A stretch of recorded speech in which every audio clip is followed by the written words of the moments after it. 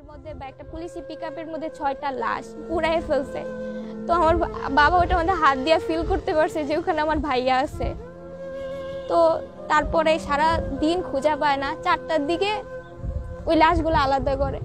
আমার ভাইয়া ছিল সবার নিচে, একদম পুড়ে গেছে, পাটা পুড়ে গেছে। ওর মানি ব্যাগে ওর আইডি কার্ড ছিল, স্কুল আইডি কার্ড। সেখান থেকে স্কুল থেকে আমাকে কল দেওয়া হয়েছে যে তোমার ভাইয়ের লাশ ওখানে পাওয়া গেছে। আমার বাবা একদম বুবা হয়ে গেছে, আমার বাবা কথা বলতে পারে না।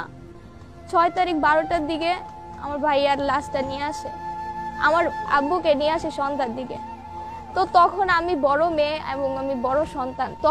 তখনকার সময় আমার ভাইয়া যেহেতু নাই, মানে আমার চোখের পানি, আমি তখনই বলছি যে না, আমার চোখে পানি আনা যাবে না। আমি যদি কান্না করি তো আমার আম্মু আব্বু অবস্থা খারাপ হয়ে যাবে, আমার একটা ছোট বোন আছে। তো এভাবে আমার চোখের পানি তখনই আমি একদম শেষ করে ফেলছি যে না, আমাকে স্ট্রং থাকতে হবে। তারপর আমার বাবার হাতটা ধরছি, আমার বাবা একদম কথা বলতে পারে না, একদম অজ্ঞান, এরকম একটা অবস্থা।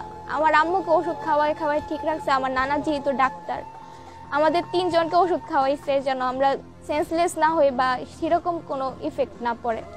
আমার বাবা একদম অবস্থা খারাপ।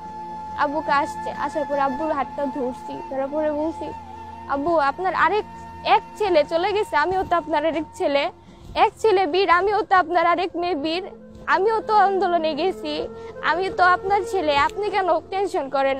মানুষের শহীদ হইতে চায়, আপনার ছেলে শহীদ হয়েছে, এটা আপনার গর্ব। আমার বাবারে তখন বুঝাইছি, আমার আম্মুকে তখন বুঝাইছি। রাত 12টার দিকে আমার ভাইয়ের লাশ নিয়ে আসে, তখন তো আর দেখতে পারি নাই। 7 তারিখ সকালে 9টা জানাজা ছিল, 8টার দিকে আমার ভাইয়ের লাশ দেখতে যাই। কাঁচের গ্লাসে লাশ গাড়িতে আমার ভাইয়ের লাশটা, পুরো লাশটা। আমার ভাইয়ের একটা দাঁত, আমার ভাই এত সুন্দর ছিল, আমার ভাইয়ের একটা এই পাশে একটা দাঁত পড়ে গেছে, এই পাশের একটা দাঁত পড়ে গেছে, এই নাকের হাঁটিটা ভেঙে গেছে, নাক দিয়ে রক্ত পড়তেছে। আমার ভাইয়ের চোখগুলো এত সুন্দর ছিল, আমার ভাইয়ের চোখগুলো বন্ধ করে আছে। মানে আমি আমার ভাইরে টাচ করতে পারি না, আমি কাছে থেকে ধরছি, আমাকে ভাইয়া তুই আয়, ভাইয়া তুই আয়, ভাই আসে না, ভাই আমাকে, ভাইয়া মানে কি বলবো যে আমার ভাইয়া আমার সাথে আগের দিনে কথা বলছে, আমার ভাইয়া আমাকে আগের দিনে মেসেজ দিছে, আমার ভাই আসে না, বাইরে ডাকি ভাইয়া তুই আয়। আমার আম্মু ডাকে, আমার বাইরে চুমাও দিতে পারি না, আমার ভাই টাচও করতে পারি না, আমি ছুঁইতে পারি না আমার বাইরে জড়ায় ধরতে পারি না। ওরা আমার বাইরে একদম পুড়িয়ে দিছে, একদম পুড়িয়ে দিছে।